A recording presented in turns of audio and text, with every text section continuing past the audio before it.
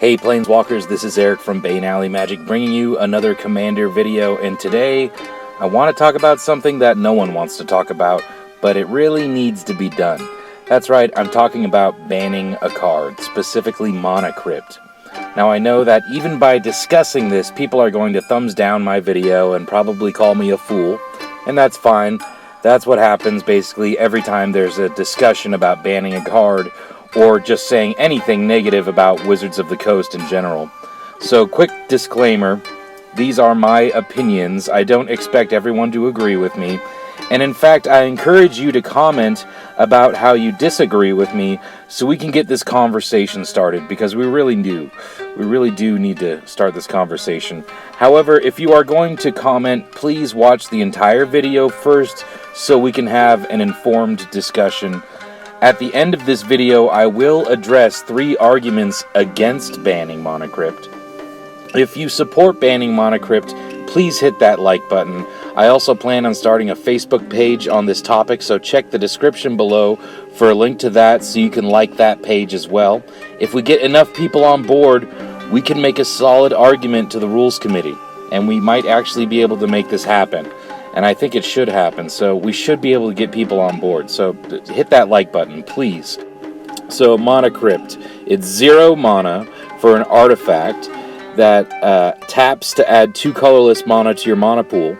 And it says at the beginning of your upkeep, flip a coin. If you lose the flip, Mana Crypt deals 3 damage to you. So obviously the power here is that you can get this out turn 1, even if you don't have a land, and you will have 2 colorless mana at your disposal. So like I said, I came up with many reasons that I have a top 10, but I also have 2 honorable mentions that really deserve being brought up. The first is cost. In paper, this card is expensive, like really expensive. Like, as I'm recording this, the cheapest you can buy Mana Crypt in paper is for $92.47. That's over $90 for a Mana Rock. You know, that's the price of an entire deck for lots of people. You know, the price has nothing to do with a lack of printing either. This card has been printed in paper 7 times now. The price is due to the fact that this is the most broken ramp spell ever made. But this fact is an honorable mention because it is not really a problem. Like hell, Jace the Mind Sculptor is more expensive, and that card is not nearly as impactful on Commander games as this card is. The truth is, even with the affordable price, like if you get it online, you can get it for only 2.68 ticks. Even when everyone can afford it, actually, especially when everyone can afford it, Mana Crypt ruins the game and makes it no fun.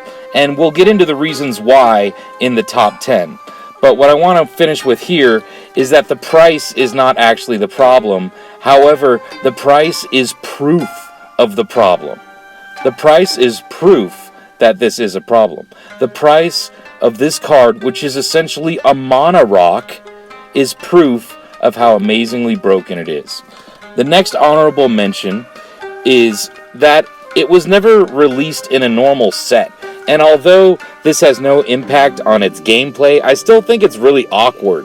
Like, Mana Crypt was originally printed in the Harper Prism book set, and a book promo set, and that just feels like, to me, like it was one of those cards printed for the intent of not actually being played.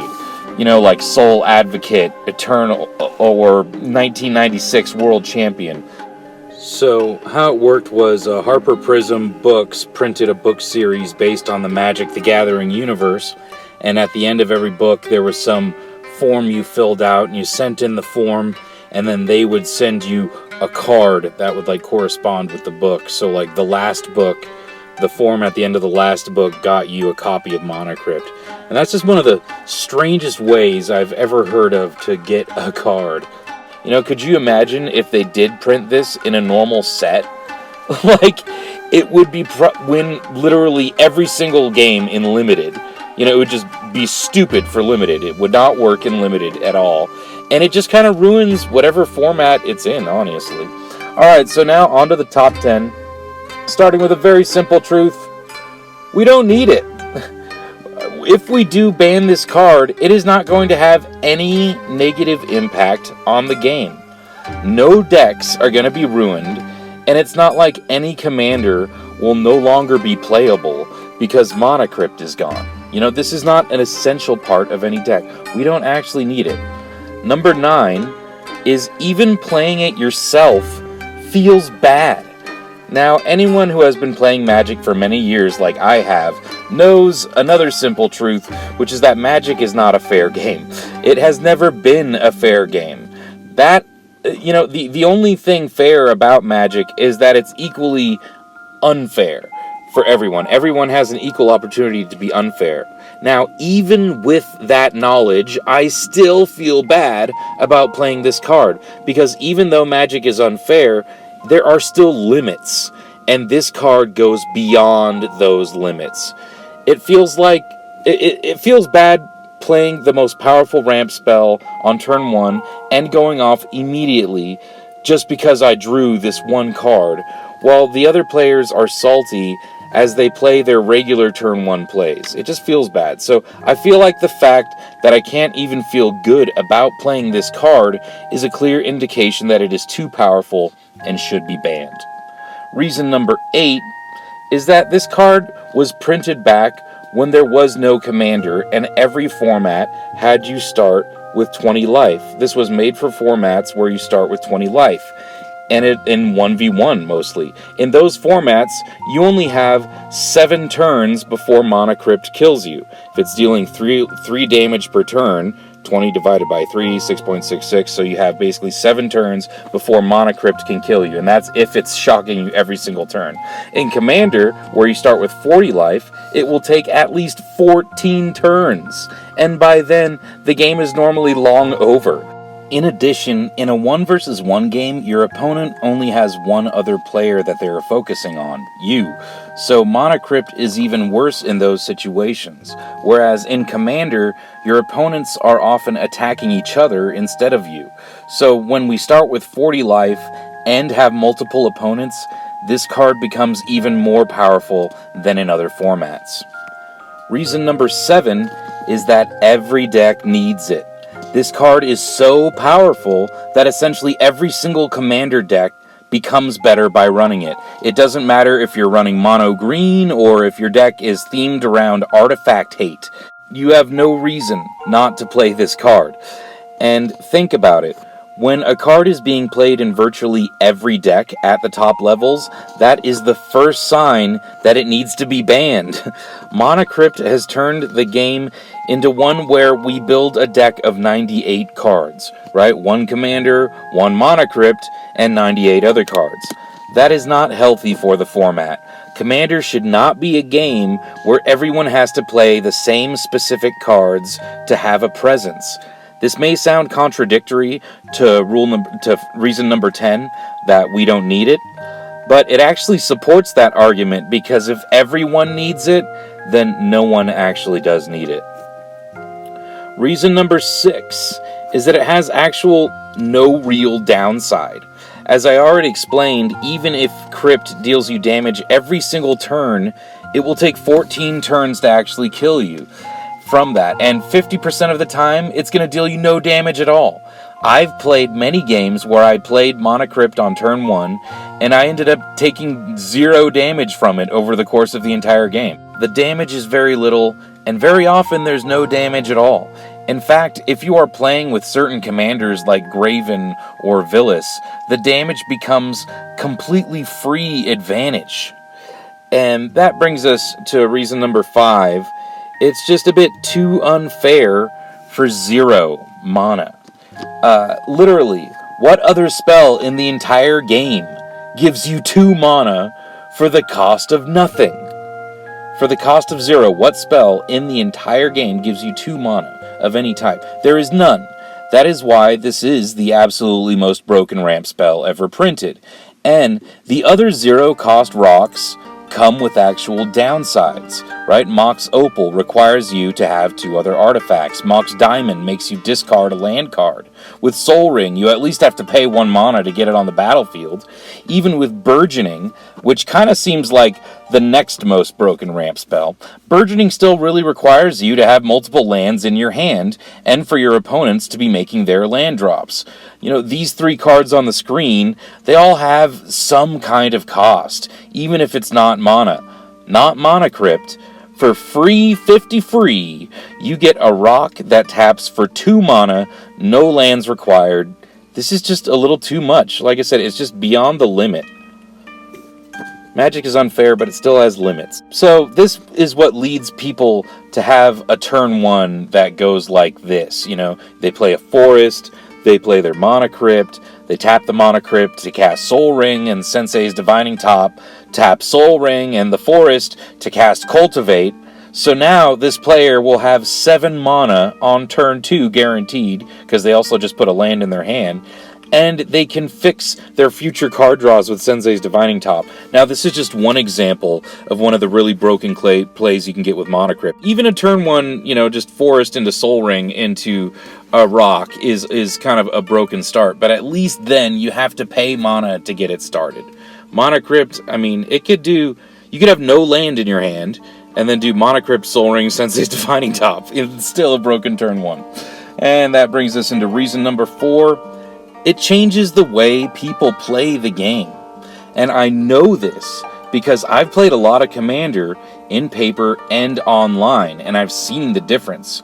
And online, it's apparent because online, everyone can afford Mana Crypt. And so everyone online plays Mana Crypt. Every Commander deck has Mana Crypt. And what I have seen happen because of this is that it affects players in 2 ways. 1, it changes how they mulligan, and 2, it leads to them just folding early all the time. The reason it changes how people mulligan is because everyone knows that when there are 4 players all using London mulligans, the odds are that someone is going to end up with Mana Crypt in their opening hand. And so that's why, even if you get an opening hand with 3 lands, you need to mulligan, because without a turn 1 ramp, you won't stand a chance against players who start with a turn 1 Mana Crypt. So when everyone can afford Mana Crypt, it makes it so everyone mulligans like crazy trying to find it, or at least find an answer to it. And you know what they do when they can't find it? They scoop. That's right, they fold, and they go to the next game and try mulliganing again until they can get a hand with a Mana Crypt or something to deal with a Mana Crypt. And you know, can you really blame them?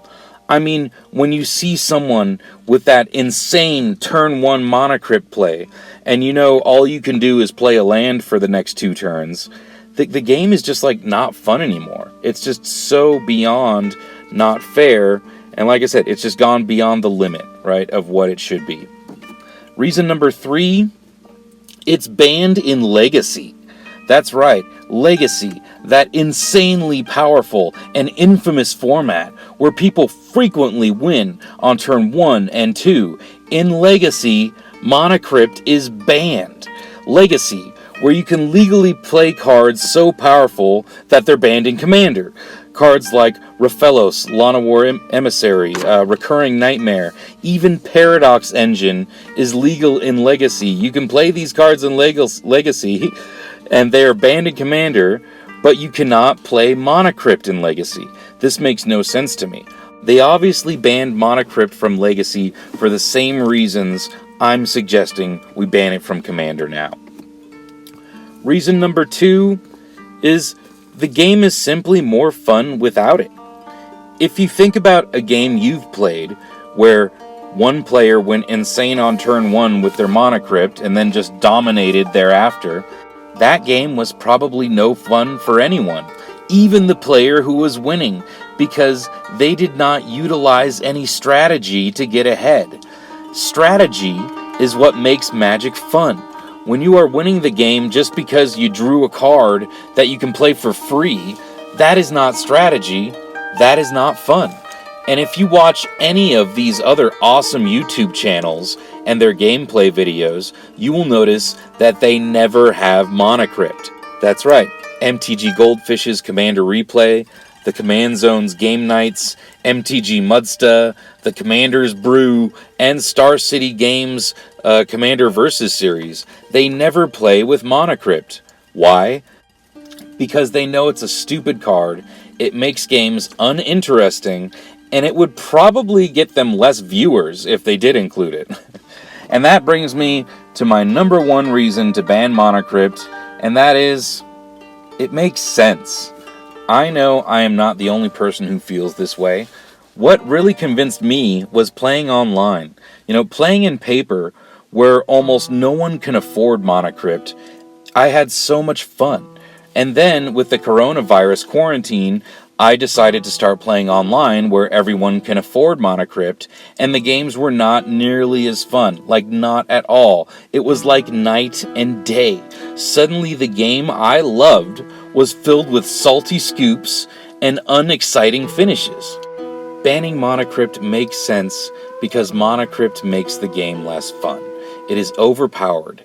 It is so powerful, it should go in literally every deck. It is so powerful, it is banned from Legacy. It is so powerful, people will mulligan multiple times just trying to find it or find an answer to it. And if they don't, they'll often fold. The truth is, we don't need it, and we would be better off without it. But I know that not everyone agrees with me, so I'd like to address 4 counter arguments I'm sure I'll hear. I actually thought of a 4th one. The first is that Mana Crypt is not really powerful because it dies to removal. This is the age-old rebuttal that, I'll just blow it up with Vandal Blast, or maybe, I'll just counter it, or all you gotta do is keep it tapped or whatever. But the truth is that argument could literally be made for any card, so it's not a solid argument against the card's power level. Anything in Magic could be dealt with in one form or another. There is a way to get around any problem you might come across, and that's why all experienced players know that the it dies to removal argument is not a solid argument against any card's power level. The next argument against banning it is that if we ban Mana Crypt, something else will simply replace it. And I really disagree with this argument because there is kind of no card in Commander that could replace the power level that Mana Crypt brings to the table. I mean, what spell is there in the entire game for 0 mana, no lands, basically no downside, 0 mana, you get 2 free mana to use every single turn? I mean, there's nothing. I don't think there's anything that could really replace it. Yes, something else will become the most powerful Ram spell, but that does not mean that card will be breaking the format like Mana Crypt is. I can't think of any other card that even compares. Like I said, it's just beyond the limits of what we should have. Next, there is a pretty legitimate argument that many people have already spent hundreds of dollars on their Mana Crypts. And this is a tough one, because when finances come into play, things get personal, people get emotional. What I would say to the people who've already bought Mana Crypt is, even though you've already spent the money on this card, do you think it makes the game more fun or less fun overall? And I think this question has 2 answers, really. In power levels 1 through 8, the answer is no. This certainly does not make the game more fun. For power levels 9 and 10, also known as competitive or CEDH, I can't really say. I've tried to get into CEDH, but the truth is, you really can't do it on a budget. Like, you need to spend a lot of money to get the most powerful cards if you're even going to have a chance in CEDH. So, personally, I can't speak for the CEDH players, but if I were to guess, I actually would imagine that Mana Crypt makes the game less fun for them as well. So, again, if you spent the money on this card, ask yourself, what is more important? The investment you made on Mana Crypt, or actually having a fun game? And I hope having a fun game is the more important goal for everyone here. Moving along, the 4th reason that people might disagree with banning is lots of people say, well, we just need to have that pre-game conversation about power levels and such. And I do agree with having that pre-game conversation. I do think that conversation is really important to have. Nevertheless, I do still think that Mana Crypt should be banned because it is still so powerful that it kind of just transcends the power levels. You know, it transcends that power level conversation to where it doesn't matter how powerful your deck is almost. If you get Mana Crypt out turn 1, you're going to overpower everyone else if they don't have an equivalent ramp spell on turn 1, you know? So, yeah, I do think that conversation is important to have, but I still think this card should be banned. Well, that's all I've got to say about it for now, so let me know what you think in the comments below. Do you think there is another ramp spell for Commander that is more powerful than Mana Crypt? Why do you think it should be banned? Why do you think it should not be banned? This is Eric from Bang Alley Magic signing off. Until next time, take care, take it easy.